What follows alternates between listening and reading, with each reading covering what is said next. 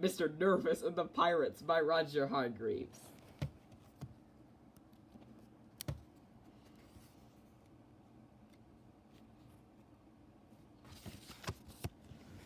Mr. Nervous is the most nervous person you'll ever meet. The slightest thing that will send him into a panic. Even the sound of the wind in the trees will make him bolt behind the sofa, quivering and shaking in fear. So, as you can imagine, it takes Mr. Nervous a long time to pluck up enough courage to go on a vacation. This year, Mr. Nervous went to Seatown.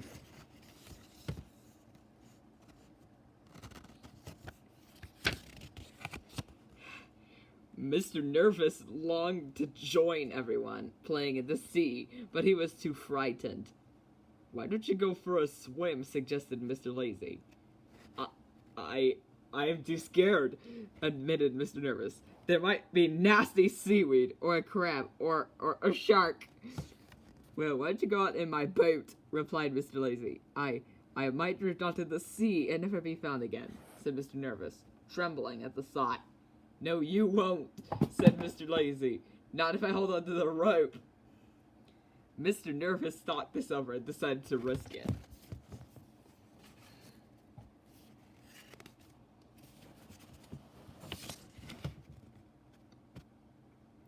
After a while, Mr. Nervous began to enjoy himself in the boat, but when he looked back, he discovered that he was a very long way from the beach. Mr. Lazy had fallen asleep and the rope had slipped through his fingers. "Oh, help! Oh, help! A wave is going to turn over the boat and I'm going to be swallowed by a whale!" shrieked Mr. Nervous, but he was too far away for everyone to hear him.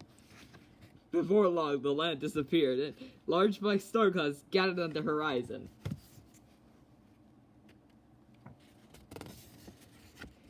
Thunder boomed and lightning crackled. The sea rose up in a great roaring mass that tossed a little boat from wave to wave. Mr. Nervous cowered in the bottom of the boat. "Oh, help," he shrieked. "I'm going to be struck by lightning and burnt to a crisp and tipped out a boat and drowned." And then he fainted.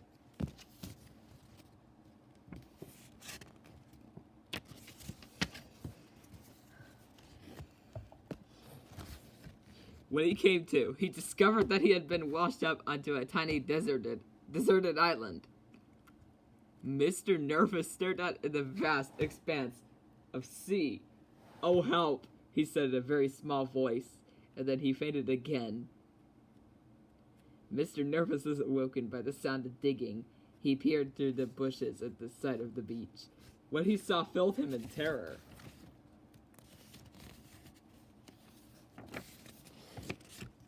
Three swashbuckling, ruthless-looking pirates are digging up a treasure chest.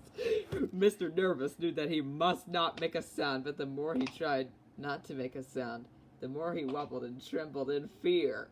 And the more he wobbled and trembled, the more the bushes shook and rustled. So, in a very short time, Mr. Nervous is found and set quivering on the sand in front of the pirates.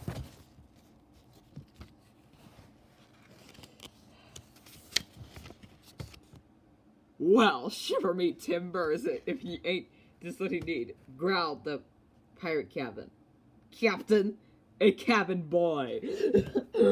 The three pirates and their new cabin boy rode onto the ship anchored in the bay. Mr. Nervous shook and trembled and quivered in terror. The pirates, who prided themselves on their bravery, chuckled and laughed.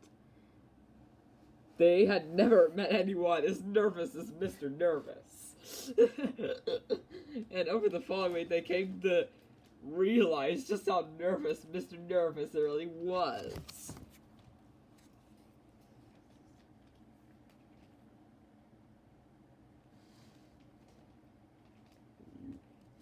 Sledgehammer. On the first day, the first mate ordered Mr. Nervous up to that rigging to set the sail. Oh help, shrieked Mr. Nervous.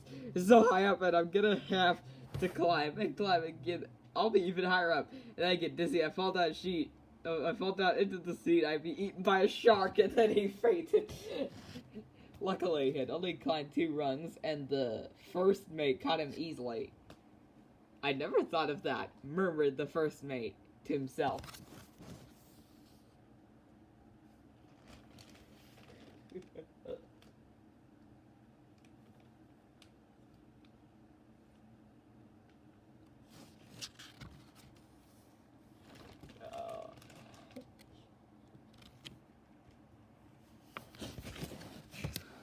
The next day, the quartermaster ordered Mr. Nervous to sharpen the cutlasses of the grinding stone. "Oh help! Oh help!" shrieked Mr. Nervous. "It'll make the cutlass very sharp, and it'll be sharp, and I'll cut my finger, and then I'll bleed and bleed." Then he fainted. "I never thought of that," mumbled the quartermaster to himself. Calamity. Why am I wheezing so hard? It's gonna make all you people bust out of their joints and then get your folk. Let Eddie Van Halen rest in peace. Okay. He's died. On the 3rd day, the gunner ordered Mr. Nervous to practice firing the cannon. "Oh help! Oh help!" shrieked Mr. Nervous. "I'll load the cannon and then fire the cannon, and the explosion will be so loud and that I'll go deaf, and then I won't be able to hear anything, and then, well, do you know what happened then? He fainted again." "I never thought of that," muttered the gunner to himself. "That Mr. Nervous is so explosive." Okay. And so it continued all week. Mr. Nervous even fainted. The cook ordered him to light the stove in the galley, because he was afraid he would set the ship on fire.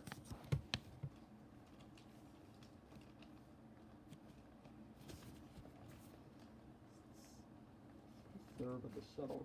Get the explosive weak. Wait. Oh no! Not. And a strange thing happened during the week. Not only did the pirates discover how nervous Mr. Nervous was, but they also began to find out how nervous they were too. The more Mr. Nervous shrieked and fainted and quivered and quaked, but what terrible accidents might happen, the more pirates found themselves worrying. By the end of the week, the pirate captain found himself with a crew who was too scared of it to do anything. Even the ship's carpenter had dropped his tools because he was afraid he might get a splinter. "This is hopeless," roared the captain. "How could we call ourselves pirates? That cabin boy has turned you all to scaredy cats." Mr. Nervous must walk the plank. So Mr. Nervous was pushed out onto the plank. "You've really got to keep your eye on that Mr. Nervous."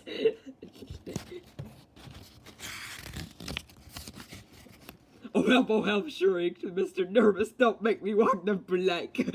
How far the sea that I have to swim for hours and hours, and I get weaker, then I'll drown." "That's horrible," said the first mate. "Yeah, really nasty," agreed the quartermaster. "We cannot do that," said the gunner. The rest of the crew agreed. "That's it," cried the captain. "I give up. Do what you want."